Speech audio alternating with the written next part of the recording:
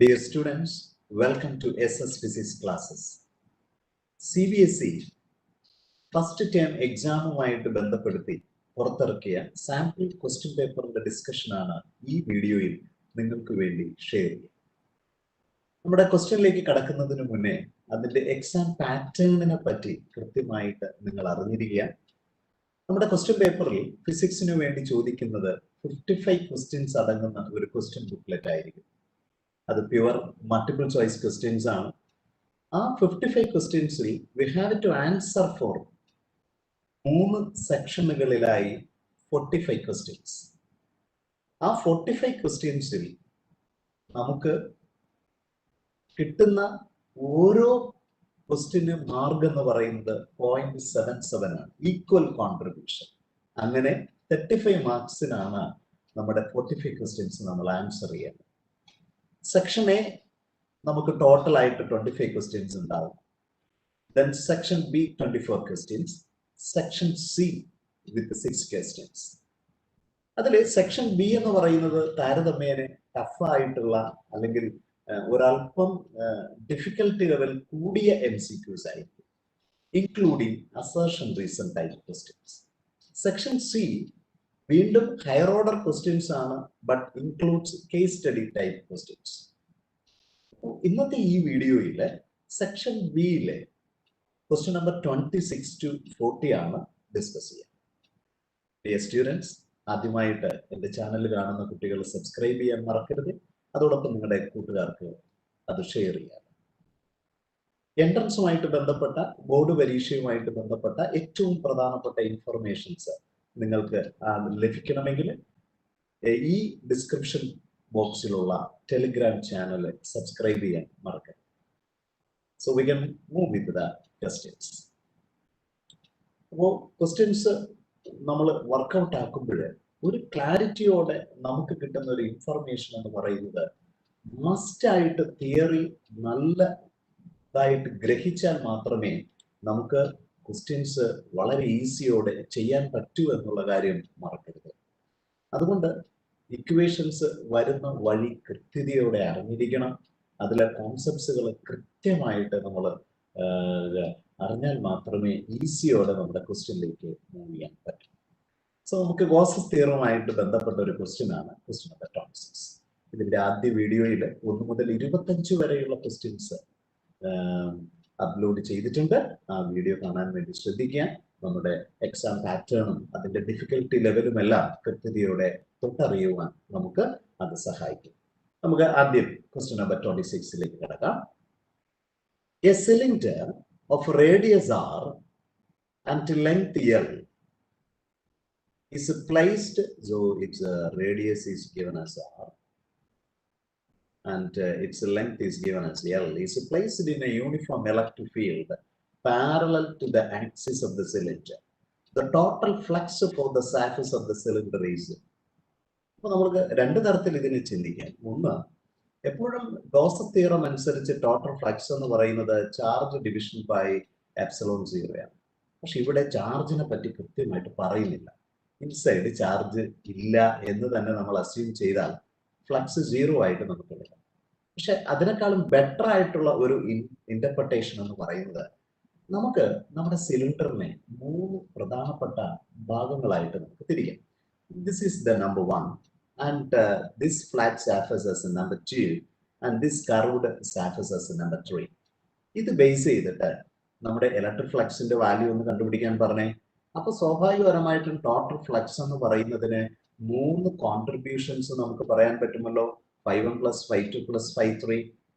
അപ്പൊ നമ്മൾ ആദ്യം അറിയാം, നമ്മുടെ ഫ്ലക്സ് എന്ന് പറയുന്നത് അവിടുത്തെ electric field area into cos theta അല്ലേ. ഓർക്കണേ, അവിടെ തീറ്റയുടെ മീനിങ് എന്ന് പറയുന്നത് ആംഗിൾ ബിറ്റ്വീൻ ആരൊക്കെയാണ്? എക്സാക്ട്ലി നമ്മളുടെ ഏരിയ വെക്ടറും അതോടൊപ്പം ഇലക്ട്രിക് ഫീൽഡും തമ്മിലുള്ളതാണ്. അപ്പൊ അങ്ങനെ വരുമ്പോൾ നമ്മുടെ ഈ ഫസ്റ്റ് ഏരിയ നമ്മളൊന്ന് കൺസിഡർ ചെയ്തിരിക്കട്ടെ. ഇതിന്റെ ഏരിയ വെക്ടർ അങ്ങോട്ടായിരിക്കും. എപ്പോഴും ആ പ്ലെയിനിന് പെർപെൻഡിക്കുലർ ആയിട്ടല്ലേ നമുക്ക് പറയാൻ പറ്റൂ. Yes, that is very important. അപ്പൊ ഫസ്റ്റ് ഫ്ലക്സിന്റെ കോൺട്രിബ്യൂഷൻ നമുക്ക് എങ്ങനെ എടുക്കാം? E into A1 into the angle between electric field and area vector എന്തായിട്ട് നമുക്ക് എടുക്കാം? O0. O0യുടെ വാല്യൂ 1 ആണ്. സോ പ്ലസ് ഈ A1 എന്ന് നമുക്ക് ആൻസർ കിട്ടിയില്ലേ. അപ്പൊ ഫൈറ്റ് നമുക്ക് കൺസിഡർ ചെയ്യാം. അപ്പൊ എപ്പോഴും നമ്മൾ നോക്കുന്ന തരത്തിൽ എടുത്താലേ അവിടുത്തെ ഏരിയ വെക്ടർ ഈ തരത്തിലല്ലേ വരും. എങ്കിൽ ഈ ഏരിയയും ഇവിടുത്തെ ഇലക്ട്രിക് ഫീൽഡും തമ്മിലുള്ള ആംഗിൾ എത്രയായിട്ട് നമുക്ക് കൺസിഡർ ചെയ്യാം? ഉറപ്പായിട്ടും അത് 180 ഡിഗ്രി ആയി അല്ലെ. അങ്ങനെയാണെങ്കിൽ ഫ്ലക്സ് രണ്ടാമത്തെ contribution കണ്ടുപിടിച്ചൂടെ? അതെങ്ങനെയായി? E into A2 into what is the angle between them? Cos 180. Cos 180 വരുമ്പോൾ അതിന്റെ വാല്യൂ എന്താണ്? മൈനസ് ആയിട്ട് മാറിയില്ലേ? Yes, that is very important. അങ്ങനെയാണെങ്കിൽ തേർഡ് കോൺട്രിബ്യൂഷൻ കൊടുക്കാം. അവിടെ തേർഡ് എന്ന് പറയുമ്പോഴത്തേക്കും ഒരു കർവ്ഡ് ആയിട്ടുള്ള സർഫസ് ആണ് അല്ലെ. പക്ഷെ അവിടെ ഒരു ചെറിയ ഏരിയ ഒന്ന് A3 ആയിട്ടൊന്ന് എടുത്തേ. എന്താ അവിടുത്തെ പ്രത്യേകത? അവിടുത്തെ ഏരിയ വെക്ടറും നമ്മുടെ ഇലക്ട്രിക് ഫീൽഡും തമ്മിലുള്ള ആംഗിൾ എത്രയായിട്ട് മാറി? 90 ഡിഗ്രി ആയിട്ട് മാറിയില്ലേ. എങ്കിൽ സ്വാഭാവികപരമായിട്ടും E3 എടുക്കുമ്പോൾ അവിടെ എല്ലാ ഏരിയ കൺസെപ്റ്റും ആ തരത്തിൽ വരുന്നത് കൊണ്ട് നമുക്ക് എങ്ങനെ പറയാൻ പറ്റും cos 90യുടെ വാല്യൂ 0 ആകത്തില്ലേ? അപ്പൊ ഫ്ലക്സ് 3 എന്ന് പറയുന്നത് എന്തായിട്ട് നമുക്ക് മാറ്റാം? 0 ആണ്. അപ്പൊ ഈ 5-1 ഒന്ന് നമ്മൾ നോക്കി, അത് പ്ലസ് ഈ A1 അല്ലേ. 5-2 എത്രയായിട്ട് നമുക്ക് കിട്ടി? മൈനസ് ഇ അല്ലേ. 5-3 എന്തായിട്ട് കിട്ടി? 0. A1 A2 ഒരേ ഫ്ലാറ്റ് സർഫസ് അല്ലേ. അപ്പൊ ആ വാല്യൂ ടോട്ടൽ ആയിട്ട് നമുക്ക് എന്തെന്ന് പറയാം? 0 ആയിട്ട് പറയാം. ഇതിനൊന്നും ഒരു മീനിങ് കൂടെ അഡീഷണൽ ആയിട്ട് കിട്ടി കേട്ടോ. ആ flux take values 0 plus positive and negative. Total flux എന്ന് പറയുന്നത് എന്തായിട്ട് നമുക്ക് പറയാം? The first option is the answer. അപ്പൊ ഇതിന്റെ തിയറി നന്നായിട്ട് പഠിച്ച കുട്ടികൾക്ക് നല്ല ഒരു പോസിറ്റീവ് ആയിട്ട് നമുക്ക് ആൻസർ കിട്ടും. Okay, two parallel large thin metal sheets have equal surface densities. അപ്പൊ ഇത് പ്ലസ് സിഗ്മ ആണെന്നിരിക്കട്ടെ, ഇവിടെ മൈനസ് സിഗ്മ എന്ന് പറയുമ്പോൾ ഒരു കപ്പാസിറ്റർ കോൺസെപ്റ്റ് ആയിരുന്നു അല്ലെ. The electric field between these sheets എന്ന് പറയുന്നത് നമ്മൾ സിമ്പിൾ ആയിട്ട് നമ്മൾ പഠിച്ചിട്ടുണ്ട്, സിഗ്മ ഡിവിഷൻ ബൈ എപ്സിലോൺ 0. അപ്പൊ നമുക്കിവിടെ സിഗ്മ തന്നിട്ടുണ്ട് അല്ലെ. It is 26.4 into 10 to the power of minus 12. That division by. അപ്പൊ മീഡിയം ഓർക്കണേ, ഇവിടെ വെറും എയർ ആണ് അല്ലെ. അപ്പൊ പെർമിറ്റിവിറ്റി ഓഫ് ഫ്രീ സ്പേസ് നമ്മൾ എടുത്താല് 8.85 into 10 to the power of minus 12 ആയിട്ട് നമുക്ക് കൺസിഡർ ചെയ്യാം. അങ്ങനെയാണെങ്കിൽ വാട്ട് ഈസ് ദ വാല്യൂ? 2.98 ആയിട്ട് നമുക്ക്. അപ്പൊ സ്വാഭാവികപരമായിട്ടും നമുക്ക് റഫ്ലി you get the answer as 3 Newton per coulomb. So that means the fourth option is the answer. So simple ആയിട്ടുള്ള ഓർക്കണേ, രണ്ട് പാരലൽ പ്ലേറ്റ് വരുമ്പോൾ അതിനിടയ്ക്കുള്ള ഇലക്ട്രിക് ഫീൽഡിന്റെ വാല്യൂ സിഗ്മ ബൈ എപ്സിലോൺ 0. ഒരെണ്ണത്തിന്റെ കോൺട്രിബ്യൂഷൻ മറക്കരുത്, സിഗ്മ ബൈ 2 എപ്സിലോൺ 0 ആണ്. രണ്ടും കൂടെ ആഡപ്പ് ചെയ്തപ്പോഴാണ് നമുക്കത് സിഗ്മ ബൈ എപ്സിലോൺ 0 ആയിട്ട് കിട്ടിയത്. We can move with the question number 28. നന്നായിട്ട് ശ്രദ്ധിച്ച് വായിക്കണേ. Consider an uncharged conducting sphere. ഒരു ന്യൂട്രൽ ആണ് എന്ന് നമുക്ക് എടുക്കാം. Okay, A positive point charge is placed outside the sphere. ഒരു പോസിറ്റീവ് ചാർജ് ഇവിടെ വന്നു വിചാരിക്കും. The net charge on the sphere. അപ്പൊ ഈ ഒരു സ്ഫിയറിലെ നെറ്റ് ചാർജിന് എന്ത് സംഭവിക്കുമെന്നാണ് ഇത് പറയുന്നത്. നെഗറ്റീവ് ആകുന്നു, uniformly distributed over the sphere. Positive ആണ്, അത് ഡിസ്ട്രിബ്യൂട്ടഡ് ആണ്. നെഗറ്റീവ് ആണ്, and it appears at a point the surface of the sphere closest to the point charge. ഇവിടെ പറയാണ് 0 ആണ്. നോക്കണേ, ഒരു ഇൻഡക്ഷൻ എന്നുള്ള ഒരു ആസ്പെക്ട് ആണ് നമ്മുടെ മനസ്സിൽ വരുന്നതെങ്കിൽ ഈ പ്ലസ് എന്ന് പറയുന്നത് ന്യൂട്രൽ പാർട്ടിക്കിളിന്റെ നെഗറ്റീവ് ആസ്പെക്ട്സിനെ അടുത്തേക്ക് അട്രാക്ട് ചെയ്യും അല്ലെ. കറസ്പോണ്ടിങ് ആയിട്ട് എന്ത് പറയുന്നു? പോസിറ്റീവ് എന്ന് പറയുന്നത് ഫാർ അവേ ആയിട്ട് വരും. പക്ഷെ ഇവിടുത്തെ ചോദ്യം അതല്ല, net charge on the sphere ആണ്. അപ്പൊ നമ്മൾക്കറിയാം അഡിറ്റീവ് കോൺസെപ്റ്റ് വരുമ്പോൾ ഇവിടെ എന്തുമാത്രം ഇൻഡ്യൂസ് ചെയ്തു അത് തന്നെ ഓപ്പോസിറ്റ് പൊളാരിറ്റിയിൽ ഇവിടെ വരികയാണ് അല്ലെ, ഫാർ അവേയിൽ. അതുകൊണ്ട് നെറ്റ് ചാർജ് എന്തായിട്ട് നമുക്ക് പറയാൻ പറ്റും? 0 ആയിട്ട് നമുക്ക് പറയാൻ പറ്റും. So four choice as the answer. അപ്പൊ നമുക്ക് ആ ന്യൂട്രൽ ബോഡി ന്യൂട്രൽ ആയിട്ട് തന്നെ തുടരുകയാണ്. പക്ഷെ ഈ ഒരു പോസിറ്റീവ് ചാർജ് ഇവിടെ വന്നത് കാരണം അവന്റെ ആ ഡയറക്റ്റ് എൻഡിലേക്ക് മൈനസ് ചാർജ് അട്രാക്റ്റഡ് ആകുന്നു. അത് ശരിയാണ്. പക്ഷെ ഫാർ അവേയിൽ അവിടെ പോസിറ്റീവ് വരുന്നു. അപ്പൊ ടോട്ടൽ ആയിട്ട് എടുക്കുമ്പോൾ നമുക്ക് 0 ആയിട്ട് നമുക്ക് പറയാൻ പറ്റും. ഇതാണ് അവിടുത്തെ ഏറ്റവും പ്രധാനപ്പെട്ട concept. You got the answer. Clear അല്ലേ നിങ്ങൾ? യെസ്, വളരെ പ്രധാനപ്പെട്ട ഒരു കോൺസെപ്റ്റ് ആണ്. Number 29. 3 charges 2q plus 2q minus q minus q lie at vertices of a triangle. The value of electric field, capital E, and V at the centroid of the triangle will be. അപ്പോൾ നമുക്ക് simple ആയിട്ട് say at first നമുക്കൊരു കാര്യം ചെയ്യാം. സെൻട്രോയിഡിന്റെ gap ഒക്കെ നമുക്ക് കണ്ടുപിടിക്കാൻ എളുപ്പമാണ് അല്ലെ. ഇതൊരു ഇക്വിലാറ്ററൽ ട്രയാങ്കിൾ എന്നുള്ള ഒരു കോൺസെപ്റ്റിൽ വേണേലും എടുക്കാം. സി അങ്ങനെയാണെങ്കിൽ വളരെ ഈസി ആയി നമുക്ക് കേസ് വരുന്നത്. നോക്കി, സെപ്പറേഷൻസിനെ കുറിച്ച് നമുക്ക് വ്യക്തമായിട്ടുള്ള ഒരു ധാരണ നമുക്കുണ്ടാവും. ഇതാണ് നമ്മുടെ സെൻട്രോയിഡ് എന്ന് പറയുന്ന ഒരു പോയിന്റ് ബേസ് ചെയ്ത്. അപ്പൊ അവിടുത്തെ ഇലക്ട്രിക് ഫീൽഡ് കണ്ടുപിടിക്കാൻ നമ്മൾ എന്താണ് ചെയ്യേണ്ടത് അതൊന്ന് ശ്രദ്ധിച്ചു നോക്കി. അപ്പൊ ആദ്യം നമുക്കൊരു പോസിറ്റീവ് ടെസ്റ്റ് ചാർജിനെ നമുക്ക് അവിടെ വെക്കാം. അപ്പൊ ഈ +2q അവനെ എന്ത് ചെയ്യും? ഉറപ്പായിട്ടും അത് റിപ്പൽ ചെയ്യും അല്ലെ. അപ്പൊ സ്വാഭാവികപരമായിട്ടും അതിന്റെ കോൺട്രിബ്യൂഷൻ എന്ന് പറയുന്നത് യെസ് ഈ തരത്തിലേക്ക് ആക്ട് ചെയ്യും. അപ്പം ഡബിൾ ചാർജ് ആണെന്നുള്ളത് ഓർമ്മയിരിക്കട്ടെ. അപ്പൊ നമുക്കറിയാം k × s 2q division by ഇവിടുത്തെ സെപ്പറേഷൻ എത്രയാണോ ഒരു ഇക്വിലാറ്ററൽ ട്രയാങ്കിൾ ആയിട്ട് നമ്മൾ കൺസിഡർ ചെയ്യുകയാണെങ്കിൽ ഇത് y ആയിട്ടാണ് നമ്മൾ കൺസിഡർ ചെയ്താൽ നമുക്കത് y² ആയിട്ട് നമുക്ക് പറയാം. ഇനി അടുത്ത കോൺസെപ്റ്റ് എന്ന് പറയുന്നത് -q ഇവനെ എന്ത് ചെയ്യുന്നു എന്നാണ്. ഇത് മൈനസ് ചാർജ് ആയതുകൊണ്ട് ഇവന്റെ കോൺട്രിബ്യൂഷനെ ഇവൻ അട്രാക്ട് ചെയ്യും അല്ലെ.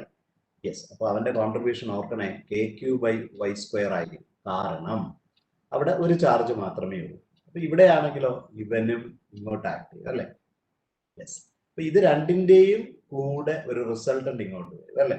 അപ്പൊ ഉറപ്പായിട്ട് നമുക്ക് പറയാം ഇലക്ട്രിക് ഫീൽഡ് അവിടെ 0 ആകില്ല, നോട്ട് ഈക്വൽ ടു 0. ഒന്നുകിൽ ഫസ്റ്റ് ഓപ്ഷൻ അല്ലെങ്കിൽ തേർഡ് ഓപ്ഷൻ ആയിരിക്കും ആൻസർ ആയിട്ട് വരാൻ സാധ്യത. ഇനി വാട്ട് അബൌട്ട് ദ പൊട്ടൻഷ്യൽ? അവിടെയും പ്രിൻസിപ്പിൾ ഓഫ് സൂപ്പർ പൊസിഷൻ തന്നെയാണ്. അപ്പൊ ഇതിനെ നമ്മൾ 1, 2, 3 ആയിട്ട് നമ്മൾ കൺസിഡർ ചെയ്താൽ അവിടെ ഓർക്കണം എന്ന് പറയുന്നത് സിമ്പിൾ ആയിട്ടുള്ള ഓൾജിബ്രായിക് സം ആയിട്ട് നമുക്ക് എടുക്കാം. v1 + v2 + v3 അതാണ് അവിടുത്തെ നെറ്റ് വാല്യൂ എന്ന് പറയുന്നത്. അപ്പൊ നമുക്ക് എന്താണ് v1 ആയിട്ട് നമുക്ക് കണ്ടുപിടിക്കാൻ പറ്റുക? സോ ഇവന്റെ കോൺട്രിബ്യൂഷൻ എന്ന് പറയുന്നത് k × അവിടുത്തെ charge positive charges division by separation ആണ്. പക്ഷെ v2 എന്ന് പറയുമ്പോൾ എന്താണ് ഓർക്കണേ, k × ഒറ്റ ചാർജ് ഡിവിഷൻ ബൈ y ആണ്. അതേപോലെ തന്നെ അടുത്ത കോൺട്രിബ്യൂഷൻ. അപ്പൊ പൊട്ടൻഷ്യലിന്റെ ഈ പവർ ഉപയോഗിക്കുമ്പോൾ നമ്മൾ ശ്രദ്ധിച്ചു വരണം. ഇത് രണ്ട് മൈനസും കൂടെ അത് -2 kq/y ആണ്. അപ്പൊ നെറ്റ് വാല്യൂ എന്തായിട്ട് മാറി? പൊട്ടൻഷ്യൽ 0 ആയി മാറി. അപ്പൊ നമുക്ക് തേർഡ് ഓപ്ഷൻ ആയിട്ട് നമുക്ക് പറയാൻ പറ്റും. ഇവിടെ 3 ചാർജിന്റെ കോൺട്രിബ്യൂഷൻസ് അത് ഇലക്ട്രിക് ഫീൽഡിനും പൊട്ടൻഷ്യലുമാണ് നമുക്ക് കണ്ടുപിടിക്കേണ്ടത്. അപ്പൊ ഇലക്ട്രിക് ഫീൽഡും ആയിക്കൊള്ളട്ടെ പൊട്ടൻഷ്യലും ആയിക്കൊള്ളട്ടെ ഓൾജിബ്രായി നമ്മുടെ പ്രിൻസിപ്പിൾ ഓഫ് സൂപ്പർ പൊസിഷൻ ആണ് ഉപയോഗിക്കുന്നത്.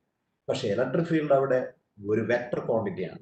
അപ്പോൾ നമ്മൾ വെക്ടർ സം എടുക്കാൻ ശ്രമിച്ചു. പക്ഷെ പൊട്ടൻഷ്യൽ എന്ന് പറയുന്നത് ഒരു സ്കേലാർ ക്വാണ്ടിറ്റിയാണ്.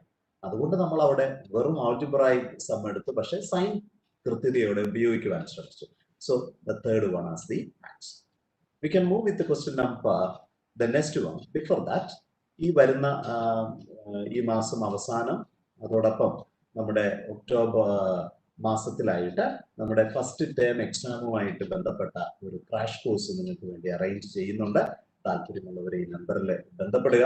അതോടൊപ്പം ഇതിൽ നിങ്ങൾക്ക് 35 മാർക്സും ഫസ്റ്റ് ടേമിലുള്ളത് അഷ്വർ ആകാൻ പറ്റുന്ന ഒരു ക്ലാസ് ആയിരിക്കും.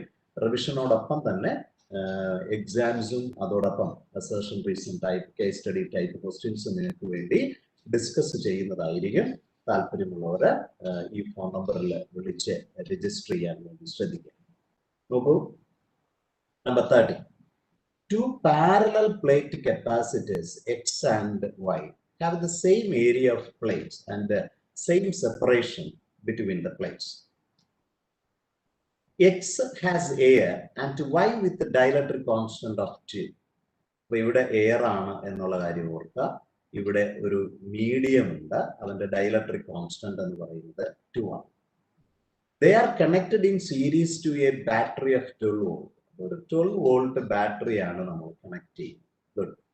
The ratio of electrostatic stored in X and Y. അപ്പൊ നമുക്ക് ഓരോ കപ്പാസിറ്ററിലും സ്റ്റോർ ചെയ്യുന്ന എനർജി നമുക്ക് പല റിലേഷൻസ് നമുക്ക് കൊടുക്കാം. ½ CV² കൊടുക്കാം. അവിടെ പൊട്ടൻഷ്യലിന് പകരം നമുക്ക് Q ബേസ് ചെയ്തിട്ടാണ് നമ്മൾ സബ്സ്റ്റിറ്റ്യൂട്ട് ചെയ്യുകയാണെങ്കിൽ വിക്ക് പകരം Q² ഡിവിഷൻ ബൈ C കൊടുത്തു കഴിഞ്ഞാൽ നമുക്ക് half Q square by C ആയിട്ട് എടുക്കാം. അങ്ങനെ പല എക്സ്പ്രഷൻസ് നമുക്ക് യൂസ് ചെയ്യാം. പക്ഷെ ഇവിടെ സീരീസ് കോമ്പിനേഷൻ വരുമ്പോൾ ഏത് എലിമെന്റ് ആണ് അവിടെ കോൺസ്റ്റന്റ് ആയിട്ട് വരിക?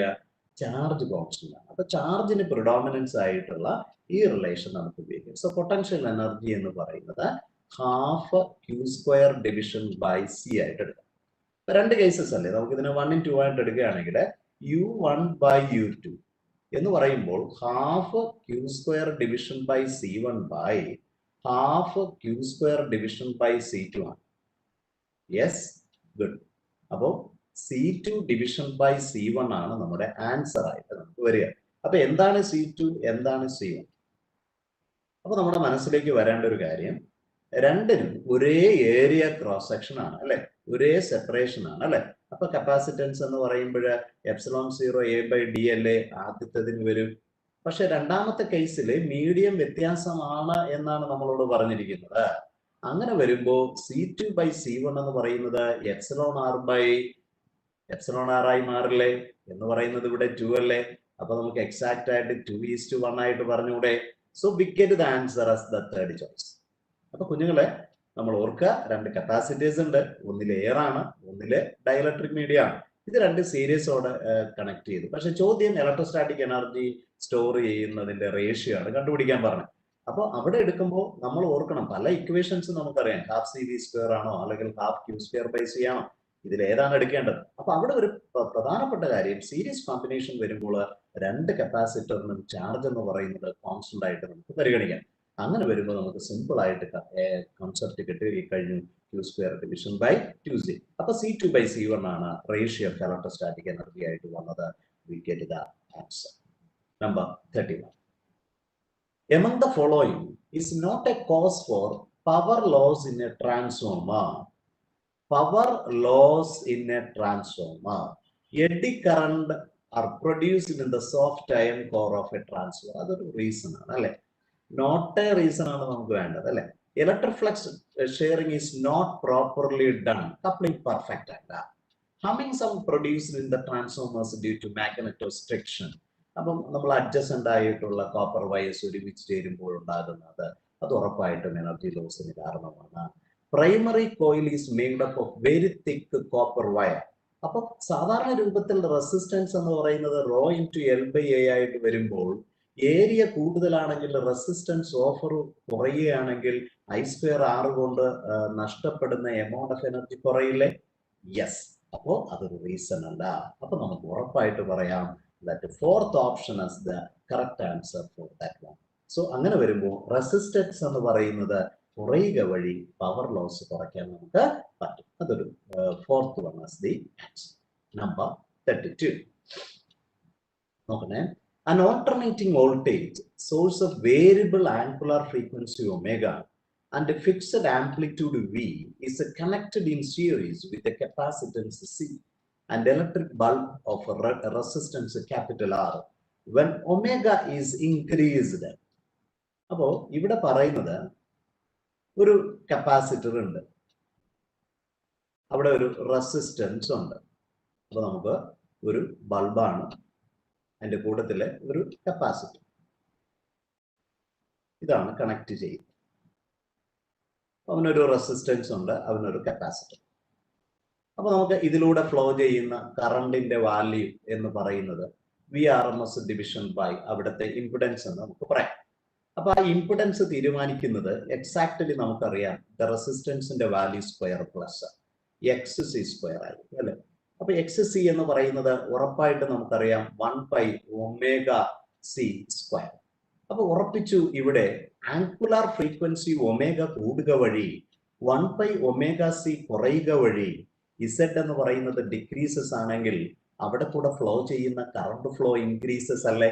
അപ്പൊ സ്വാഭാവികപരമായിട്ടും അവിടത്തെ ഫ്ലോ ബ്രൈറ്റർ ആയിട്ട് മാറില്ലേ. So we can say the second option as the correct answer. അപ്പൊ വന്ന വഴി ഓർക്കണേ, ആംഗുലർ ഫ്രീക്വൻസി കൂട്ടി, അപ്പൊ 1/ωc കുറഞ്ഞു, ഇംപിഡൻസ് കുറഞ്ഞു. അപ്പൊ സ്വാഭാവികപരമായിട്ടും കറണ്ട് ഫ്ലോ മാക്സിമം ആയി. സോ സ്വാഭാവികപരമായിട്ട് നമുക്ക് പറയാൻ പറ്റും this is the concept there. So 2 as the answer for the question. A good question is waiting. Number 33. കൃത്യതയോടെ സബ്ജക്റ്റ് അറിയാന്നുള്ളവർക്ക് ഇത്തരം ക്വസ്റ്റ്യനിലേക്ക് വരാൻ പറ്റും. A solid spherical conductor has a plus Q charge. അപ്പൊ ഇതിനുള്ളിലെ ഒരു പ്ലസ് ക്യൂ ചാർജ് ഉണ്ട് എന്ന് വിചാരിക്കുക. And radius R. അപ്പൊ അതിന്റെ റേഡിയസ് ആർ ആയിട്ട് തന്നിട്ടുണ്ട്. It is surrounded by a solid spherical shell with a charge minus Q. ഇവിടെ പ്ലസ് ക്യൂ ഇരിക്കുന്നത് കൊണ്ട് തന്നെ ഈ മൈനസ് ക്യൂ എന്ന് പറയുന്നത് ഉറപ്പായിട്ടും ഇങ്ങനെ അവനോട് അഡ്ജസന്റ് ആയിട്ട് ഡിസ്ട്രിബ്യൂട്ടഡ് ആയിരിക്കും. അതൊരു വളരെ പ്രധാനപ്പെട്ട ഒരു കോൺസെപ്റ്റാണ്. ഇനി അടുത്ത് പറയുന്നത് അവന്റെ റേഡിയസ് എന്ന് പറയുന്നത് ഇത് മുതൽ ഇതുവരെയുള്ള ആ ഗ്യാപ്പ് 2r ആണ്. ആൻഡ് ഔട്ടർ റേഡിയസ് എന്ന് പറയുന്നത് ഇറ്റ് മസ്റ്റ് ആസ് 3r ആയിട്ട്. Which of the following statement is true? ഇതാണ് question. Number 1. The potential has maximum magnitude at z. അപ്പോൾ നമുക്ക് ഓർക്കണേ, ഇത് സെന്റർ ആണ് എ ആയിട്ട് പറയുന്നത്, ഈ പോയിന്റ് ആണ് ബി ആണ്, ഇതെന്ന് പറയുന്നത് സി എന്ന് പറയുന്ന പോയിന്റ് ആണ് ഉദ്ദേശിക്കുന്നത്. And this is that D എന്ന് പറയാം. Yes, and the electric field has the maximum magnitude at A.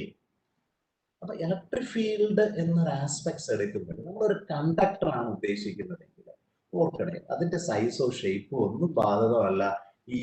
Inside A conductor what about the value of electric field? 0 ആയിരിക്കും അല്ലെ? യെസ്, അത് വളരെ പ്രധാനം. എന്ന് പറയുമ്പോൾ തന്നെ നമുക്കറിയാം എ മുതൽ ബി വരെയുള്ളത് ഒരു കണ്ടക്ടറാണ്, സി മുതൽ ഡി വരെയുള്ളത് ഒരു കണ്ടക്ടറാണ്. എക്സാക്ട്ലി ആ വാല്യൂവിന്റെ കോൺട്രിബ്യൂഷൻ 0 ആയിരിക്കും. അതുകൊണ്ട് തന്നെ നമ്മുടെ ഈ ഒരു ഓപ്ഷൻ റോങ് ആണ്. അടുത്ത പോയിന്റ്, സെക്കൻഡ് ചോയ്സ് പറയുന്നത് the potential has A maximum magnitude at D. D എന്ന് പറയുന്നിടത്ത് മാക്സിമം കോൺട്രിബ്യൂഷൻ ഉണ്ടായിരിക്കണം.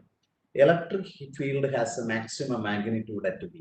നമ്മൾ ഒരു കാര്യം ഓർക്കുക, അപ്പൊ ഇതിനകത്ത് ഇപ്പൊ നമ്മളൊരു 2 ചാർജിന്റെ കോൺട്രിബ്യൂഷൻസ് ഉണ്ട് അല്ലെ? ഇവിടെ പ്ലസ് ക്യൂ ഉണ്ട്, ഇതിന് ചുറ്റുമായിട്ട് മൈനസ് ക്യൂ. അപ്പൊ അതിനെല്ലാം ഔട്ട്സൈഡ് ആയിട്ടുള്ള ഒരു പോയിന്റ് ആണ് ഡി ആണ് നമ്മൾ കൺസിഡർ ചെയ്യുന്നത്. അപ്പൊ നമുക്ക് ഇതിനെ എങ്ങനെ കൺസിഡർ ചെയ്യാം? അപ്പൊ എപ്പോഴും ഓർക്കേണ്ടത്, നമ്മൾ ഒരു എവേ പോയിന്റ് കൺസിഡർ ചെയ്യുമ്പോൾ ഈ ടോട്ടൽ ചാർജസിനെ എല്ലാം നമുക്ക് സെന്റർ ഓഫ് മാസിൽ അങ്ങ് ഒരുമിപ്പിക്കാം. അങ്ങനെ വരുമ്പോൾ ഉള്ള ഒരു പ്രത്യേകത, പ്ലസ് ക്യൂ മൈനസ് ക്യൂ ഒരുമിച്ച് ചേർന്ന് നെറ്റ് ചാർജ് അവിടെ 0 ആവുകയാണ്. അതുകൊണ്ട് തന്നെ നമ്മളെ സി മുതൽ ഇൻഫിനിറ്റി വരെയുള്ള ഏത് പോയിന്റ് എടുത്താലും ഓർക്കുക, ദ നെറ്റ് പൊട്ടൻഷ്യൽ എന്ന് പറയുന്നത് അവിടെ 0 ആയിരിക്കും. അങ്ങനെ വരുമ്പോൾ ആൻസറും തെറ്റാണ്. അപ്പൊ നമുക്ക് അടുത്ത ചോയ്സിലേക്ക് പോകാം. The electric potential at A is 0. അപ്പൊ നമ്മൾ ഓർക്കണം, എ എന്ന് പറയുന്ന പോയിന്റിൽ ഓൾറെഡി നമ്മൾ പറഞ്ഞ ഒരു പ്രധാനപ്പെട്ട കോൺസെപ്റ്റ് എന്ന് പറയുന്നത് അവിടുത്തെ ഇലക്ട്രിക് ഫീൽഡ് എന്ന് പറയുന്നത് 0 ആണ്. എന്ന് പറഞ്ഞാൽ നമുക്ക് ഇലക്ട്രിക് ഫീൽഡും പൊട്ടൻഷ്യലുമായിട്ടുള്ള റിലേഷൻ എന്ന് പറയുന്നത് നമുക്കറിയാം, നെഗറ്റീവ് ഗ്രേഡിയന്റ് ഓഫ് പൊട്ടൻഷ്യൽ ആണ് 0. എന്ന് പറഞ്ഞാൽ പൊട്ടൻഷ്യൽ അവിടെ കോൺസ്റ്റന്റ് ആയിരിക്കും. അത് അതിന്റെ സർഫസിലുള്ള വാല്യൂ ആയിരിക്കും അല്ലെ? യെസ്. അപ്പൊ അങ്ങനെ വരുമ്പോൾ ആ സ്റ്റേറ്റ്മെന്റും തെറ്റാണ്. ഉറപ്പിച്ച് നമുക്ക് ആൻസർ ഏത് ചോയ്സ് ആയിട്ട് നമുക്ക് പറയാം? both the electric potential and the electric field achieve a maximum magnitude at the point B. അപ്പൊ ഇലക്ട്രിക് ഫീൽഡ് പൊട്ടൻഷ്യലിന്റെ വാല്യൂ എങ്ങനെയെന്ന് നമുക്ക് കണ്ടുപിടിക്കാം. അത് എപ്പോഴും ഓർക്കണേ, അതിന്റെ സർഫസിലുള്ള ഒരു വാല്യൂ ആണ് അല്ല. അപ്പൊ നമുക്ക് സിമ്പിൾ ആയിട്ട് അവന്റെ കോൺട്രിബ്യൂഷൻ, ഇത് എ എന്നുള്ള കൺസെപ്റ്റിൽ അതിന്റെ സർഫസിലെ പോയിന്റ് ബിയിലുള്ളത് എന്താണെന്ന് പറഞ്ഞാൽ കെ ഇൻറ്റു അവന്റെ ചാർജ് ഡിവിഷൻ ബൈ അവന്റെ റേഡിയസ് ആണ്. ഇനി ഇവിടെ സി കൊണ്ടുള്ള ഒരു കോൺട്രിബ്യൂഷൻ കൂടെ നമുക്ക് അവിടെ കൺസിഡർ ചെയ്യാം അല്ലെ? അതെങ്ങനെ നമുക്ക് കണ്ടുപിടിക്കാൻ പറ്റും? ഓർക്കണേ, അപ്പം അറ്റ് ബി എന്ന് പറയുമ്പോൾ കെ ഇൻറ്റു അവന്റെ ചാർജ് എന്ന് പറയുന്നത് മൈനസ് ക്യൂ ആണ്. പക്ഷെ ഓർക്കണേ, അതൊരു സ്പെറിക്കൽ ഷെല്ലാണ് അല്ലെ? ഷെല്ലിനകത്ത് സർഫസിലുള്ള വാല്യൂ തന്നെ ആയിരിക്കും അല്ലെ കോൺസ്റ്റന്റ് ആയിട്ട് വരുന്നത്. അപ്പൊ നമുക്ക് ഉറപ്പിച്ച് നമുക്ക് പറയാം ഇറ്റ് ബിക്കംസ് മൈനസ് ക്യൂ. അപ്പൊ ഇത് രണ്ടിന്റെയും സമ്മാണ് ബി എന്ന് പറയുന്ന പൊട്ടൻഷ്യൽ എന്ന് പറയുന്ന കോൺസെപ്റ്റ്. സോ അതേപോലെ നമുക്ക് ഇലക്ട്രിക് ഫീൽഡും അവിടെ നമുക്ക് കണ്ടുപിടിക്കാൻ പറ്റും. So maximum electric field and potential at the point B. So we can move with the question number 34. A battery is connected to the conductor of non-uniform cross-section area. The quantities or quantity which remains constant is. അപ്പൊ ഇവിടെ പറയുന്നത് electric field ഉണ്ട്, drift speed ഉണ്ട്, electric field and current ഉണ്ട്. അവിടെ എല്ലാം നമ്മുടെ fluid ഫ്ലോയുമായിട്ട് ഒരു ചെറിയൊരു കമ്പാരിസൺ നിങ്ങളുടെ മനസ്സിൽ എപ്പോഴും ഉണ്ടാകും. The quantity of water flowing per second is a constant in a non-uniform area of cross section. അല്ലെ, അതാണ് നമ്മുടെ ഇക്വേഷൻ ഓഫ് കണ്ടിന്യൂറ്റി പറയുന്നത്. അതേപോലെ the charge flowing per second is a constant whatever may be the area of cross section. അതുകൊണ്ട് തന്നെ fourth ആയിരിക്കും answer. ഇനി അവിടെ തന്നെ നമുക്കറിയാം കറണ്ട് ഡെൻസിറ്റി എന്ന് പറയുന്നത് ചാർജ് നമ്മുടെ കറണ്ട് ഡിവിഷൻ ബൈ ഏരിയ ആണ് അല്ലെ. അപ്പൊ സ്വാഭാവികപരമായിട്ടും ജെ എന്ന് പറയുന്നത് ഇൻവേഴ്സ്ലി പ്രൊപ്പോർഷണൽ ഓഫ് എ ആയിട്ട് വരും. അപ്പൊ നമുക്ക് കറണ്ട് ഡെൻസിറ്റി എടുക്കാൻ പറ്റില്ല. വീണ്ടും നമ്മുടെ മനസ്സിലേക്ക് വരണം, ഡ്രിഫ്റ്റ് സ്പീഡുമായിട്ട് നമ്മുടെ മനസ്സിലേക്ക് വരേണ്ട ഒരു പ്രധാനപ്പെട്ട കാര്യം കൺസെപ്റ്റ് എന്ന് പറയുന്നത് NEAVD ആണ് അല്ലെ. അവിടെ ഐ കോൺസ്റ്റന്റ് ആണെങ്കിൽ VD പ്രൊപ്പോർഷണൽ ടു 1/A ആയിട്ട് നമുക്ക് പറഞ്ഞൂടെ. യെസ്, വീണ്ടും ഇലക്ട്രിക് ഫീൽഡുമായിട്ട് നമുക്ക് എങ്ങനെ റിലേറ്റ് ചെയ്യാൻ പറ്റും? J is equal to sigma into E. നമ്മുടെ vector form of Ohm's law, ഇതാണ് vector form of Ohm's law എന്ന് പറയുന്നത്. അവിടെ നമുക്ക് എന്ത് റിലേറ്റ് ചെയ്യാൻ പറ്റും? ഓർക്കണേ, അവിടെ നമുക്ക് ഓൾറെഡി സിഗ്മ ഒരു മെറ്റീരിയൽ ഡിപ്പെൻഡന്റ് ആകുന്നത് കൊണ്ട് ഈ പ്രൊപ്പോർഷണൽ ടു സിഗ്മ ആയിരിക്കും, സോറി J ആയിരിക്കും. അപ്പൊ that proportional to 1/A. So അതും വേരിയബിൾ ആണ്. അപ്പൊ നമുക്ക് എക്സാക്റ്റ് ആയിട്ട് നമുക്ക് പറയാം fourth option is the correct answer. So dear one, നമ്മുടെ മിഡ് ടേം എക്സാമിന്, നമ്മുടെ ടേം എക്സാമിന് 35 ഔട്ട് ഓഫ് 35 നിങ്ങൾക്ക് സ്കോർ ചെയ്യാം. വിത്ത് അറൌണ്ട് 30+ ക്ലാസ്സസുമായിട്ട് SS ഫിസിക്സ് ക്ലാസ്സസ് നിങ്ങളെ സഹായിക്കാനുണ്ട്. പെട്ടെന്ന് നിങ്ങളുടെ രജിസ്ട്രേഷൻ ഈ ഫോൺ നമ്പറിലോ അല്ലെങ്കിൽ ഈ നമ്പറിലോ നിങ്ങൾക്ക് വിളിച്ച് admission എടുക്കാവുന്നതാണ്. We can move with the next question, number 35. A good question is waiting. The three resistors having values R1, R2 and R3 are connected in series to a battery. Suppose R1 carries a current of 2 ampere and R2 has a resistance of 3 ohms and R3 dissipates 6 watts of power. Then the voltage across R3 is. Simple ആയിട്ടുള്ള question ആണ്. അത് നമുക്ക് തന്നിരിക്കുന്ന date നമുക്ക് നോക്കാം. R1 flow ചെയ്യുന്ന current എന്ന് പറയുന്നത് 2 ആംപിയർ ആണെന്ന് പറയുന്നു. R2 has a resistance of 3 ohm ആയിട്ട് പറയാം. And R3 dissipates a power of 6 watt എന്ന് പറഞ്ഞാൽ what is the voltage across? ഇവിടെ V3 ആണ് കണ്ടുപിടിക്കുക. നമുക്കറിയാം ഇതൊരു സീരീസ് കോമ്പിനേഷൻ ആണ് അല്ലെ. അപ്പൊ വിച്ച് എലിമെന്റ് ആണ് നമുക്ക് സപ്പോസ്ഡ് ടു ബി കോൺസ്റ്റന്റ് എന്ന് പറയുന്നത്? കറണ്ട് ആയിരിക്കും അല്ലെ. അപ്പൊ I1 എന്ന് പറയുന്നത്, I2 എന്ന് പറയുന്നത്, I3 എന്ന് പറയുന്നത് എത്ര തന്നെയാണ് നമുക്ക് പറയാം? 2 ആംപിയർ തന്നെയാണ്. അങ്ങനെയാണെങ്കിൽ ഇവിടുത്തെ V3 എങ്ങനെ നമുക്ക് കണ്ടുപിടിക്കാം? അവിടുത്തെ പവർ എന്ന് പറയുന്നത് V3 into I3 അല്ലേ. അങ്ങനെയാണെങ്കിൽ എക്സാക്ട് ആയിട്ട് V3 എന്ന് പറയുന്നത് അവിടുത്തെ power dissipation division by I3 അല്ലേ. I3 എന്ന് പറയുന്നത് I1 ഈക്വൽ അല്ലേ. അപ്പൊ നമുക്ക് P3 എന്ന് പറയുന്നത് 6 ഡിവിഷൻ ബൈ 2 ആയിട്ട് നമ്മൾ കൺസിഡർ ചെയ്താൽ നമുക്ക് എക്സാക്ട് ആയിട്ട് നമ്മുടെ ആൻസർ നമുക്ക് അവിടെ കിട്ടിക്കഴിഞ്ഞു. That is equal to 3 volt ആണ് നമുക്ക് answer. That is 3 as the answer. നമുക്ക് പല ഡേറ്റാസ് ആണ് തന്നിരിക്കുന്നതെങ്കിലും പവറും വോൾട്ടേജും കറണ്ടും തമ്മിൽ റിലേറ്റ് ചെയ്യുന്ന കോൺസെപ്റ്റ് അറിയാമെങ്കിൽ ഓക്കെ ആയി. പക്ഷെ ഓർക്കുക, സീരീസ് കോമ്പിനേഷൻ ആയതുകൊണ്ട് കറണ്ട് എലിമെന്റ് സെയിം ആണെന്നുള്ള കോൺസെപ്റ്റ് വന്നതുകൊണ്ടാണ് നമുക്ക് ഈസിയോടെ നമുക്ക് ആൻസറിലേക്ക് വരാൻ വേണ്ടി പറ്റും. So we can move with question number 36. നമ്മുടെ ഏറ്റവും നല്ല ഒരു ക്വസ്റ്റ്യൻ ആണ്, വെയിറ്റ് ചെയ്യുക. A straight line plot showing the terminal potential difference V of a cell as a function of I drawn from it. The internal resistance of the cell would be that. എങ്ങനെയാണ് നമുക്ക് കണ്ടുപിടിക്കാൻ പറ്റുക? ആദ്യമേ തന്നെ നമ്മൾ സാധാരണ ഒരു സെല്ലിന്റെ പൊട്ടൻഷ്യൽ ഡിഫറൻസ് എന്ന് പറയുന്നത് E - I into R ആയിട്ട് നമുക്കറിയാം. അപ്പൊ ഇവിടെ കറണ്ട് വേഴ്സസ് നമ്മുടെ പൊട്ടൻഷ്യൽ ആണ് കർവ് അല്ലെ. Y is equal to C plus EM into X എന്ന് പറഞ്ഞാൽ എക്സാക്റ്റ് ആയിട്ട് നമുക്ക് കിട്ടിയിട്ടുള്ളത് ഒരു പക്ക സ്ട്രെയിറ്റ് ലൈൻ ആണ് അല്ലെ. യെസ്. അപ്പൊ ഇവിടെ എന്താണ് നമ്മുടെ ഇന്റേണൽ റെസിസ്റ്റൻസ്? ഇന്റേണൽ റെസിസ്റ്റൻസ് എന്ന് പറയുന്നത് M ആണ് എന്ന് പറഞ്ഞാൽ R ആണ് അല്ലെ. M എന്ന് പറയുന്നത് എന്താണ്? നമ്മുടെ സ്ലോപ്പ് ആണ് അല്ലെ. സ്ലോപ്പ് എന്ന് പറയുന്നത് എങ്ങനെ കണ്ടുപിടിക്കാം? ടാൻ തീറ്റ എടുത്താൽ പോരെ. So tan theta. ഓർക്കണേ, വൈക്ക് പകരമായിട്ട് പൊട്ടൻഷ്യൽ ആണ്. Y ഇന്റർസെപ്റ്റ് എന്ന് പറയുന്നത് EMF ആണ്. ദിസ് വൺ ആൻഡ് എക്സ് എന്ന് പറയുന്നതിന് പകരമായിട്ട് ഇവിടെ കറണ്ട് ഫ്ലോയിങ് ആണ്. അപ്പൊ അങ്ങനെയാണെങ്കിൽ ടാൻ തീറ്റ എന്ന് പറയുന്നതാണ് അവിടുത്തെ ടെർമിനൽ പൊട്ടൻഷ്യൽ ഡിഫറൻസ് എന്ന് പറയുന്നത്. അപ്പൊ ടാൻ തീറ്റ എങ്ങനെ കണ്ടുപിടിക്കാം? Yes, just that is 5.6 minus 0 by that 2 minus 0 ആയിട്ട് നമുക്ക് കൺസിഡർ ചെയ്യാം അല്ലെ. So on solving, yes we can say as റഫ്ലി 2.8 ഓം ആയിട്ട് നമുക്ക് ആൻസർ കിട്ടിക്കഴിഞ്ഞു. That means the first. അപ്പൊ ആ സ്ട്രെയിറ്റ് ലൈൻ ഗ്രാഫിന്റെ മീനിങ് അറിയാം എങ്കിൽ okay. So that is the concept there.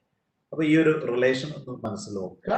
How we can terminal potential difference of A cell in ഒരു സാധാരണ ക്ലോസ്ഡ് സർക്യൂട്ട് വരുമ്പോൾ അത് വിയും ക്യാപിറ്റൽ ഇയും തമ്മിൽ എങ്ങനെ റിലേറ്റഡ് ആണെന്നുള്ളത് വളരെ പ്രധാനപ്പെട്ട കോൺസെപ്റ്റ് ആണ്. നമ്പർ 37 നോക്കണേ. A 10 meter long wire of uniform cross section and 20 ohm resistance is used in a potentiometer. അപ്പൊ നമ്മുടെ ലെങ്ത് ഓഫ് ദ പൊട്ടൻഷ്യോമീറ്റർ എന്ന് പറയുന്നത് 10 മീറ്റർ ആണ്. അവന്റെ റെസിസ്റ്റൻസ് എന്ന് പറയുന്നത് നമുക്ക് 20 ഓം ആയിട്ട് തന്നിട്ടുണ്ട്. A wire is connected in series with a battery off 5 volt. അപ്പൊ നമ്മുടെ പ്രൈമറി സർക്യൂട്ടിലെ 5 വോൾട്ട് EMF ആണ്. Then along with an external resistance of 480 ohm. If an unknown EMF is balanced at a 6 meter length of wire, then the value of unknown EMF is. അപ്പം ഇവിടെ നമ്മുടെ മനസ്സിലേക്ക് വരേണ്ടത് അവന്റെ EMF എന്ന് പറയുന്നത് ഈ ബാലൻസ് ലെങ്തിന് അക്രോസ് ആയിട്ടുള്ള പൊട്ടൻഷ്യൽ ഡിഫറൻസിന് സമമാണ് അല്ലെ. അന്നല്ലേ അങ്ങനെയല്ലേ നമുക്ക് പറയാൻ പറ്റൂ. എന്ന് പറഞ്ഞാൽ ആ EMF എന്ന് പറയുന്നത്, EMF of the unknown cell എന്ന് പറയുന്നത്, ഇപ്പൊ ഇവിടെ പറയുന്നത് 6 മീറ്ററിന് തുല്യമായ ഒരു റെസിസ്റ്റൻസ് നമുക്ക് കണ്ടുപിടിച്ചാല് അതിലൂടെ ഫ്ലോ ചെയ്യുന്ന കറണ്ട്, ആ പ്രൈമറി കറണ്ട് അറിയാമെങ്കിൽ IP into the resistance of 6 metre, അതാണ് നമ്മുടെ അൺനോൺ റെസിസ്റ്റൻസ് EMFന്റെ പൊട്ടൻഷ്യൽ. അപ്പൊ ആദ്യം IP എങ്ങനെയാണ് കണ്ടുപിടിക്കുക? അപ്പൊ ഇതിന്റെ ഒരു സാമ്പിൾ സർക്യൂട്ട് നമ്മൾ വരച്ചാൽ നോക്കി, നമ്മളുടെ സെല്ലാണ്, ഇവിടെ ഒരു 480 നമ്മളുടെ ഓം റെസിസ്റ്റൻസ് ഉണ്ട്. പിന്നെ നമ്മുടെ പൊട്ടൻഷ്യോമീറ്റർ വയർ, അതിനെ ഞാനൊരു റെസിസ്റ്റർ ആയിട്ട് തന്നെ കണക്കാക്കിയാൽ ഇതാണ് അവിടെ കൂടെ ഫ്ലോ ചെയ്യുന്ന കറണ്ട് എന്ന് പറയുന്നത്. അപ്പൊ കറണ്ട് എങ്ങനെ നമുക്ക് കണ്ടുപിടിക്കാൻ പറ്റും? EMF എന്ന് പറയുന്ന 5 വോൾട്ട് ഡിവിഷൻ ബൈ നമ്മള് നമ്മുടെ പൊട്ടൻഷ്യോമീറ്ററിന്റെ റെസിസ്റ്റൻസ്, ഇതാണ് RPM എന്ന് നമ്മളോട് പറയുന്നത്, പ്ലസ് ദാറ്റ് 480 ഓം. അപ്പൊ നമുക്ക് I എന്ന് പറയുന്നത് EMF, E എന്ന് പറയുന്നത് ഇവിടെ നമുക്ക് 5 volt, 5 division by that 20 plus 480. So that is equal to 5 by 500. So equal to 10 to the power of -2 ampere എന്ന് നമുക്ക് കിട്ടിക്കഴിഞ്ഞു. അടുത്ത് നമുക്ക് വേണ്ടത്, അപ്പൊ IP ഓക്കെ ആയി കണ്ടോ, IP നമ്മുടെ പ്രൈമറി സർക്യൂട്ടിന്റെ കറണ്ട് നമുക്ക് കിട്ടി. ഇനി എന്താണ് വേണ്ടത്? നമ്മുടെ റെസിസ്റ്റൻസ് ഓഫ് ദാറ്റ് 6 മീറ്റർ, അതെങ്ങനെ നമുക്ക് കണ്ടുപിടിക്കാൻ പറ്റും? അപ്പൊ ഇവിടെ നമുക്ക് തന്നിട്ടുള്ള ഒരു ഇൻഫർമേഷൻ എന്ന് പറയുന്നത് 10 മീറ്ററിന് നമുക്ക് 20 ഓം ആണ്. അപ്പൊ 1 മീറ്ററിന്റെ ലെങ്ത് എത്രയായിട്ട് നമുക്ക് റെസിസ്റ്റൻസ് എത്രയായിട്ട് എടുക്കാം? 2 ഓം. അങ്ങനെയാണെങ്കിൽ 6 മീറ്റർ ലെങ്ത്തിന് എത്ര നമുക്ക് റെസിസ്റ്റൻസ് എടുക്കാം? 12. അപ്പൊ അങ്ങനെയാണെങ്കിൽ പൊട്ടൻഷ്യൽ ഓഫ് ദ അൺനോൺ എന്തായിട്ട് നമുക്ക് എടുക്കാം? Current flowing, it is 10 to the power of -2 into resistance of 6 metre length, that is equal to 12 എന്ന് പറയുമ്പോൾ എക്സാക്ട് ആയിട്ട് നമുക്ക് കിട്ടിക്കഴിഞ്ഞു 0.12 volt. So fourth option as the answer. നമ്മുടെ പൊട്ടൻഷ്യോമീറ്ററിന്റെ തിയറി മനോഹരമായിട്ട് അറിയാമെങ്കിൽ ഈസിയോടെ ഉത്തരത്തിലേക്ക് വരാം. അപ്പൊ തിയറി ക്ലാസ് നന്നായിട്ട് അറ്റൻഡ് ചെയ്യാൻ വേണ്ടി ശ്രദ്ധിക്കും. സോ ഡിയർ സ്റ്റുഡൻസ്, ആദ്യമായിട്ടാണ് എൻ്റെ ചാനൽ കാണുന്നതെങ്കിൽ സബ്സ്ക്രൈബ് ചെയ്യാൻ മറക്കരുത്. അതോടൊപ്പം എൻട്രൻസുമായിട്ട് ബന്ധപ്പെട്ട ഏറ്റവും പുതിയ ഇൻഫർമേഷൻസ്, അതോടൊപ്പം ബോർഡ് പരീക്ഷയായിട്ട് ബന്ധപ്പെട്ടത് നിങ്ങളിൽ എത്തിക്കാൻ ഒരു ടെലിഗ്രാം ചാനൽ സ്റ്റാർട്ട് ചെയ്തിട്ടുണ്ട്. സബ്സ്ക്രിപ്ഷൻ ബോക്സിൽ അതിൻ്റെ ID ഉണ്ട്, ചേരുക. വളരെ പെട്ടെന്ന് ഇൻഫർമേഷൻസ് നിങ്ങളുടെ കൈകളിലേക്ക് എത്തും. The current sensitivity of a galvanometer is increases by 20%. If its resistance also increases by 25%, then the voltage sensitivity becomes. അപ്പൊ സാധാരണ രൂപത്തിൽ നമുക്കറിയാം വോൾട്ടേജ് സെൻസിറ്റിവിറ്റി എന്ന് പറയുന്നത് കറണ്ട് സെൻസിറ്റിവിറ്റി ബൈ റെസിസ്റ്റൻസ്. അപ്പൊ നമുക്ക് രണ്ടാമത്തെ കേസിന് നമുക്ക് IS dash division by R dash ആയിട്ട് എടുത്താൽ IS ഡാഷ് എന്താ പറയുന്നത്? അത് ടോട്ടലി നേരത്തെ ഉണ്ടായിരുന്നതിൽ നിന്ന് 0.2 വാല്യൂ കൂടിയിരിക്കുകയാണ് അല്ലെ. അപ്പൊ രണ്ടാമത്തെ കേസിൽ നമുക്ക് എന്ത് പറയാം? ആദ്യം ഉണ്ടായിരുന്നതിനോടൊപ്പം 0.25 കൂടിയിരിക്കുകയാണ് അല്ലെ? So that is 1.2 times of IS division by 1.25 times of R എന്ന് പറഞ്ഞാൽ യഥാർത്ഥത്തിലുള്ള വാല്യൂ നമുക്ക് കിട്ടിയതിനെ ബേസ് ചെയ്തിട്ട് 1.2 ബൈ 1.25 നമ്മൾ കൺസിഡർ ചെയ്താൽ അറൌണ്ട് 0.96 ടൈംസ് ഓഫ് ആദ്യത്തെ സെൻസിറ്റിവിറ്റി. ഇതാണ് ഫൈനൽ വാല്യൂ. അപ്പൊ നേരത്തെ ഉണ്ടായിരുന്ന VS-നേക്കാൾ കുറഞ്ഞു. എന്തുമാത്രം കുറഞ്ഞു? 0.04 എന്ന് പറഞ്ഞാൽ എത്ര ശതമാനമായിട്ട് നമുക്ക് പറയാം? 4% ഡിക്രീസസ് ആണ് നമ്മുടെ വോൾട്ടേജ് സെൻസിറ്റിവിറ്റിക്ക് സംഭവിച്ചിരിക്കുന്നത് എന്നർത്ഥം. That means we can take the fourth option as the answer. So that is the question number 38. ഈ വോൾട്ടേജ് സെൻസിറ്റിവിറ്റി നമ്മുടെ മൂവിംഗ് കോയിൽ ഗാൽവനോമീറ്ററുമായിട്ട് കൺസിഡർ ചെയ്യുമ്പോൾ ഏറ്റവും പ്രധാനപ്പെട്ട ഒരു ടൈപ്പ് ക്വസ്റ്റ്യൻ ആണ് ഓർത്തിരിക്കുക. Number 39. 3 infinitely long parallel straight current carrying wires A, B and C are kept at equal distance from each other as shown in figure. The wire C experiences a net force F. The net force on wire C when the current wire A is reversed will be. അപ്പം ആദ്യത്തെ കേസിൽ നമ്മളോട് പറയുന്നത് ഈ ഒരു setup ആണ് അല്ലെ? അപ്പൊ അതിലൂടെ ഫ്ലോ ചെയ്യുന്ന കറണ്ട് ഒക്കെ നമ്മളൊന്ന് ശ്രദ്ധിക്കാം. എന്നിട്ട് എയിലുള്ള കറണ്ട് റിവേഴ്സ് ചെയ്താൽ എന്ത് സംഭവിക്കും എന്നുള്ളതാണ് കോൺസെപ്റ്റ്. അപ്പൊ നമുക്ക് ഒരു കാര്യം ചെയ്യാം. ഇതിനെ നമുക്കൊന്ന് മാർക്ക് ചെയ്യാം. സേ 1, 2, 3 മൂന്ന് കേസസ് ആണ് ഇവിടെ.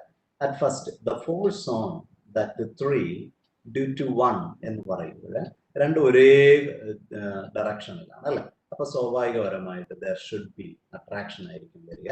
അപ്പൊ നമുക്ക് ആ കിട്ടുന്ന വാല്യൂ നമുക്ക് കണ്ടുപിടിച്ചാൽ μ0 by 4π into 2 into 2i into I by അവ തമ്മിലുള്ള സെപ്പറേഷൻ എന്ന് പറയുന്നത് 2r ആയിട്ട് നമുക്ക് എടുക്കാം. 2 to cancel ആണ്. So 2k into I square division by r ആണ്. അതേപോലെ the force on 3 due to 2 എടുത്താൽ k into μ0 by 4π into 2 into ഓരോന്നിന്റെയും current division by separation r ആണ്. എന്ന് പറഞ്ഞാൽ again 2k into I square division by r. So that is the aspect. വളരെ പ്രധാനപ്പെട്ട concept ആണ് നമുക്ക് കിട്ടിയിരിക്കുക. സോ ഈ പറയുന്ന ഇതിന്റെ റിസൾട്ടന്റ് കോൺസെപ്റ്റ് എന്ന് പറയുന്നത് നോക്കണേ, ഇത് രണ്ടും ഒരേ ഡയറക്ഷനിലുള്ള കോൺസെപ്റ്റ് ആണ്. അപ്പൊ ഈ സീറോ ആക്ട് ചെയ്യുന്നത് ഇതായിരിക്കും ഡയറക്ഷൻ ഓഫ് F31 എന്ന് പറയാം അല്ലെ? അട്രാക്ഷൻ. അതേപടി ബിയും അവനെ അതേ ഡയറക്ഷനിൽ തന്നെ അട്രാക്ട് ചെയ്യത്തില്ലേ 3-2. അപ്പൊ ഇത് രണ്ടും കൂടെ ആഡ് ചെയ്യണ്ടേ? സോ ആ എഫ് എന്ന് പറയുന്നത് ഡബിൾ ഓഫ് ഇത് രണ്ടും കൂടെ അല്ലെ? 2k into I square division by r. So that is the aspect. ഇനി രണ്ടാമത്തെ കേസ് പറയുന്നത് ഇങ്ങനെയല്ല. അവിടുത്തെ ഫിഗർ ഒന്ന് ശ്രദ്ധിച്ചോളൂ. ഈ പറയുന്ന 2iയുടെ ഡയറക്ഷൻ നമ്മൾ റിവേഴ്സ് ചെയ്യുകയാണ്. So that is a very important one. 2i.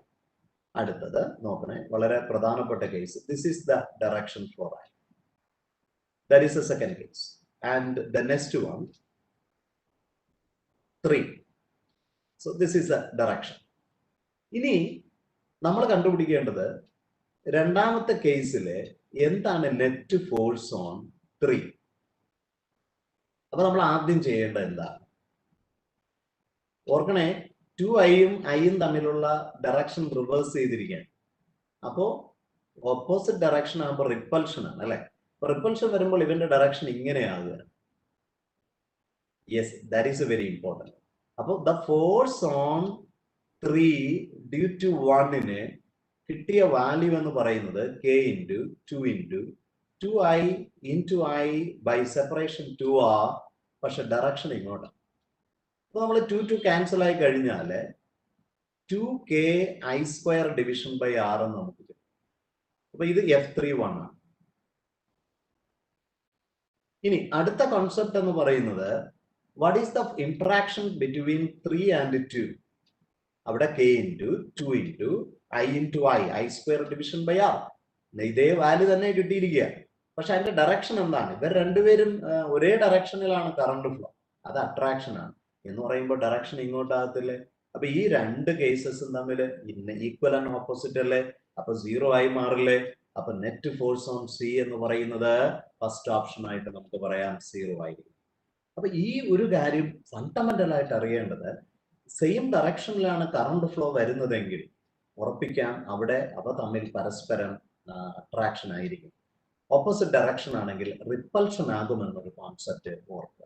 അതോടൊപ്പം ഫോഴ്സ് പെർ യൂണിറ്റ് ലെങ്ത് എന്ന് പറയുന്നത് μ0 division by 4π into 2I1 I2 division by separation, അത് വളരെ പ്രധാനപ്പെട്ട ഒരു ആസ്പെക്റ്റ് ആയിട്ട് കണക്കാക്കാം. So we can go with the question number that 40.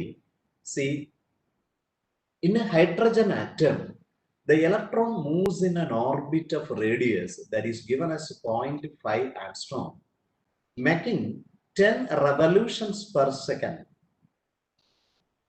The magnetic moment associated with the orbital motion of the electron will be. So keep in mind the magnetic moment എന്ന് പറയുന്നത് current into area. Current എന്ന് പറയുന്നത് charge division by the time. അപ്പൊ ഇവിടെ എഫിനെ കുറിച്ചാണ് പറയുന്നത് അല്ലെ. അപ്പൊ ടൈം പീരീഡ് നമുക്ക് ഫ്രീക്വൻസിയുമായിട്ട് റിലേറ്റ് ചെയ്താൽ 1/t എന്ന് പറയുന്നത് എഫ് ആയിട്ട് എടുത്തൂടെ.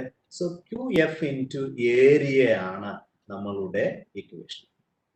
So that is equal to, ഇവിടെ ഇലക്ട്രോണിന്റെ മൂവ്മെന്റ് ആണ്. So F into pi into R square.